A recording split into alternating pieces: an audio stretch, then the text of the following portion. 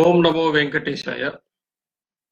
ఏడుకొండల వెంకటరమణ గోవింద గోవింద. ఏడుకొండల వెంకటరమణ గోవింద గోవింద. ఓం నమో వెంకటేశాయ. ఆంధ్రప్రదేశ్ రాష్ట్ర గవర్నర్ గారికి, ఆంధ్రప్రదేశ్ ప్రధాన కార్యదర్శి ఎల్వి సుబ్రహ్మణ్యం గారికి, ఆంధ్రప్రదేశ్ చీఫ్ ఎలక్షన్ కమిషనర్ గారికి, ఆంధ్రప్రదేశ్ ముఖ్యమంత్రి గారికి, ఆంధ్రప్రదేశ్ ప్రతిపక్ష నాయకుడికి, ఆంధ్రప్రదేశ్లో ఉన్న రాజకీయ పార్టీలన్నిటికీ, ఆంధ్రప్రదేశ్లో ఉన్న ప్రసార మాధ్యమాలు, ప్రింట్ మీడియా కావచ్చు, ఎలక్ట్రానిక్ మీడియా కావచ్చు, అందరికీ, ఆంధ్రప్రదేశ్లో, భారతదేశంలో, ప్రపంచంలో ఉండేటువంటి వెంకటేశ్వర స్వామిని ఇలవేలుపుగా పూజించుకునేటువంటి భక్తులందరికీ సరిగ్గా 3 రోజుల క్రితం చెన్నైలో ఒక డొక్కు వ్యాను అనాథ శవాలను తరలించుకోపోయేదానికంటే కూడా దిక్కుమాలిన ఒక వ్యానులో సుమారు 14,000-1,500 కోట్ల రూపాయల విలువ చేసేటువంటి 1,380 కిలోలు, కోట్లు ఎంత తేడా ఉండొచ్చు, 1,381 కిలోల బంగారాన్ని పంజాబ్ నేషనల్ బ్యాంక్ నుంచి తరలించారు. ఎలక్షన్ కోడ్ అమలులో ఉన్నప్పుడు మామూలు వాహనాలు, ద్విచక్ర వాహనాలనే ఆపి పరిశీలిస్తూ ఉన్నప్పుడు, శోధిస్తూ ఉన్నప్పుడు కొన్ని 100 కోట్ల విలువ చేసేటువంటి బంగారాన్ని పంజాబ్ నేషనల్ బ్యాంకు నుంచి విడుదల చేసి ఒక డొక్కు వ్యాన్లో తీసుకోబోతూ ఉంటే దాన్ని తమిళనాడు చెన్నై పోలీసులు ఎన్నికల విధులు నిర్వర్తిస్తూ ఉన్నటువంటి దాంట్లో భాగంగా ఆ వాహనాన్ని తనిఖీ చేస్తే దాంట్లో ఈ బంగారం పట్టుబడితే ఆ తర్వాత ఈ బంగారం మాది అని చెప్పి క్లెయిమ్ చేసుకున్నారు. ఆ తర్వాత అప్పుడు టీటీడీ ఈఓ గారు దానికి సంబంధించిన కాగితాలు అక్కడికి పంపించారు, అవి మావి, మేము విడిపించుకొచ్చామని. ఇది చాలా పెద్ద కుంభకోణము. నా వరకు నేనైతే టీటీడీ నుంచి ఒక బంగారం కానీ డబ్బులు కానీ బయటికి వెళ్ళవు అనేటువంటి విశ్వాసం నాకు ఉండింది ఇప్పటి వరకు. నేను ఎప్పుడు కూడా ఎవరిని అనుమానించి కోట్లాది రూపాయలు తినేస్తున్నారు, మింగేస్తున్నారని చెప్పి నేను ఎప్పుడు కూడా అనలేదు. కానీ ఇప్పుడు అనేదానికి 100% అవకాశం దొరికింది.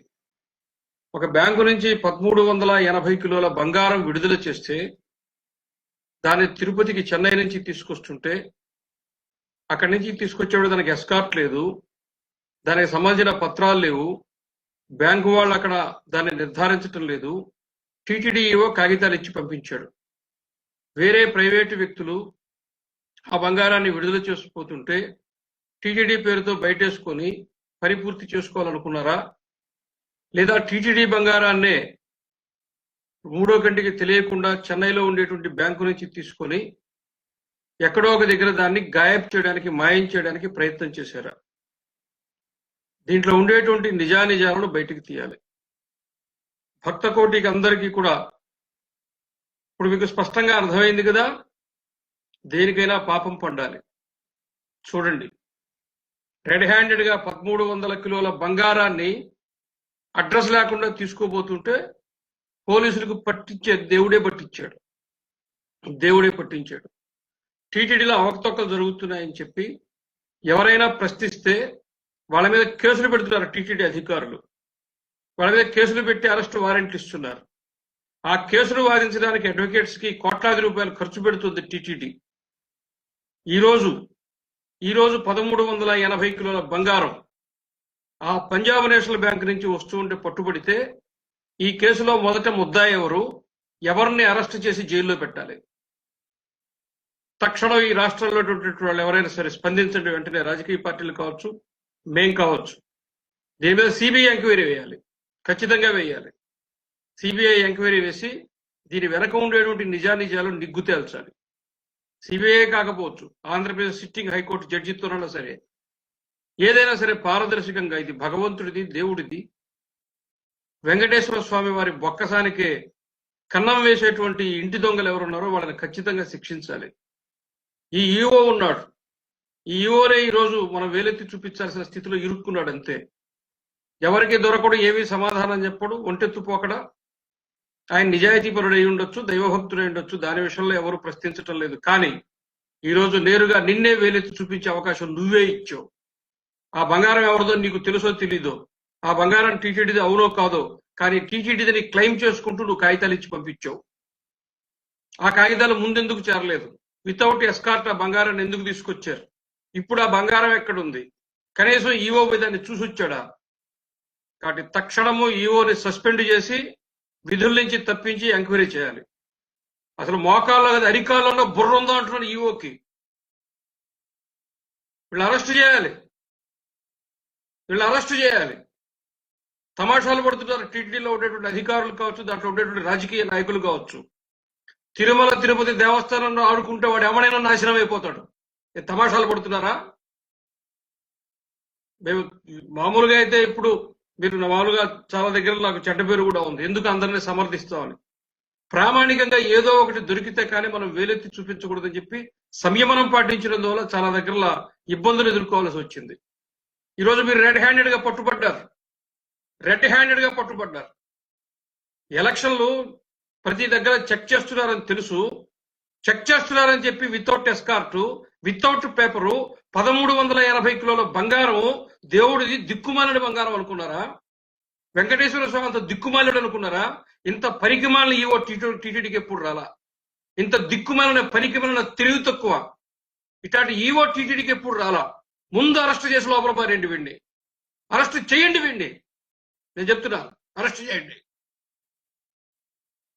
మీడియా నిద్రపోతున్నదా, గాడిదగా వస్తున్నదా?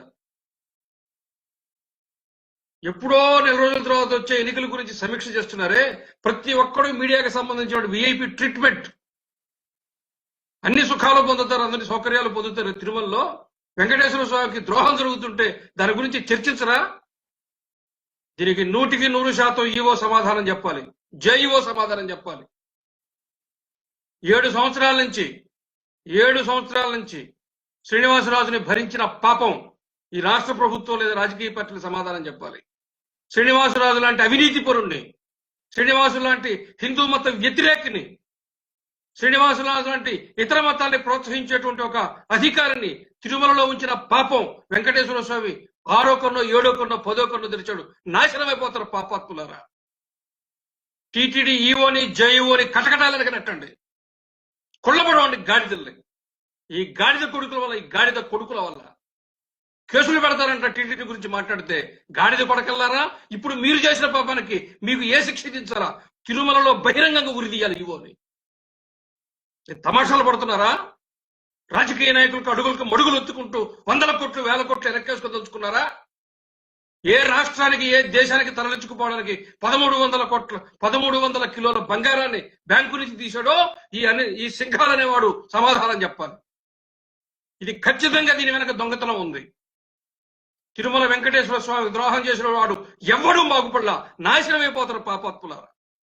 1380 కిలోలు ఎవడమ్మ ముగ్గుడు సొత్తురా? గాడిద కొడక, సమాధానం చెప్పు. నాశనమైపోతారు రై, నాశనమైపోతారు. ఒళ్ళు మండిపోతోంది. 100 కోట్లు తింటున్నారు టీటీడీ డబ్బు పంది కుక్కుల్లాగా. ఈ టీటీడీ ఈవో జేఈఓ దానికి సంబంధించిన ఆర్థిక సలహాదారు ఎవరో వాడు వీళ్ళందరూ కుమ్మక్కైతే మొత్తం దేవాలయాన్ని టీటీడీని దోచుకొని తింటున్నారు. మాట్లాడితే కేసులు పెడతారు. ఎంతమంది మీద పెడతారా కేసులు? నా మీద పెట్టండి కేసు, పెట్టండి కేసు, నేను జైలుకు పోతా. తమాషాలు పడుతున్నారా? ఒక్క క్షణం కూడా ఈవో అక్కడ ఎగిసి కాలుతుందనండి గాడిద కొడుకునే. గాడిద కొడక 1300 కిలోలు బంగారం పోతే నీ అమ్మ మొగుడిదిరా గాడిద కొడక. నువ్వు ఒక అధికారివి, సిగ్గు లేకుండా ఇంకా తిరుమలలో ఉంటారా? చెప్పు తీసుకొని కొట్టాలి నేను, గాడిద కొడక. తిరగబడండి టీటీడీ మీద, టీటీడీ అవినీతి యంత్రాంగం మీద, టీటీడీ మీద కాదు, తిరగబడండి.